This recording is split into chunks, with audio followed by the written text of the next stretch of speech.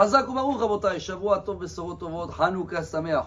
On est le 27 aujourd'hui, dans le mois de Kislev, troisième bougie de Hanouka. Le 27, en hébreu, on le dit Zach, pur.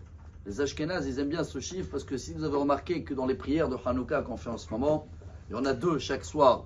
La première, la Adlik Ner Shel Hanouka. Les Ashkénazes, ils rajoutent le mot Shel. Les Séfarades, ils restent. Les Adlik Ner Hanouka. Bon, il y a des initiales kabbalistes, Nahal, le fleuve, mais on n'est pas kabbaliste. Dans les chiffres, vous comptez, il y en a 14 mots avec Shel. Et après, il y a une deuxième bénédiction. She'asa Nisim La'avotenu.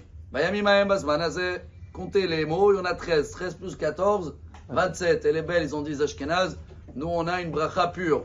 Mais les séfarades, comme ils ont enlevé le Shel, ils terminent avec quel chiffre? 26. Chacun ce qu'il aime. Et c'est pour ça que ça répond à la version. Pourquoi il y en a qui disent la Adlik Ner Shel Hanouka. Et il y en a qui enlèvent le Shel pour arriver à 26 ou à 27. Les deux, c'est très bien et chacun il fait comme il a l'habitude. En tous les cas, aujourd'hui, troisième bougie de Hanouka, chers amis. Il y a un très beau message. Tous les jours de Hanouka, il y a un Sefer Torah.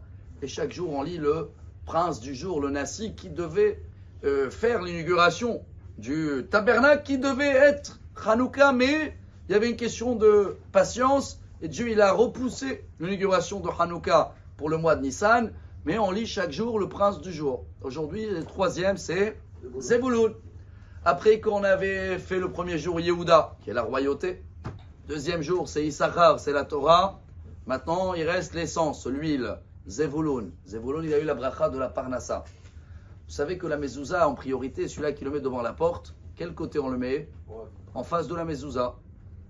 Comme ça, quand quelqu'un y rentre, il est moukaf des mitzvot, il est entouré avec des mitzvot, mezouza, Hanoukia, si c'est un homme, il a titi, très bien, chot ameshulash. Mais il y a une très belle phrase que tout le monde connaît. Ça tombe bien aujourd'hui pour le troisième bougie de Hanouka. C'est dans le troisième chapitre de Michelet, Proverbe, le roi Salomon, verset 16. Il dit là-bas une phrase très connue. Orech yamim bimina, bismola osher vechavod. C'est sur la Torah que toujours sur la droite de la Torah, ça prolonge la vie. Et c'est vrai aujourd'hui, vous allez voir les retraités, même le plus grand médecin au monde, quand il est en retraite et les mains il tremble, il ne peut plus opérer. Mais quelqu'un qui l'a étudié toute sa vie, il est en retraite, il est encore plus sage. On le demande encore plus de connaissances. Alors, sur la droite de la Torah, ça prolonge la vie. Et sur la gauche, ne t'inquiète pas, Osher vechavot. C'est quoi? La richesse et les honneurs.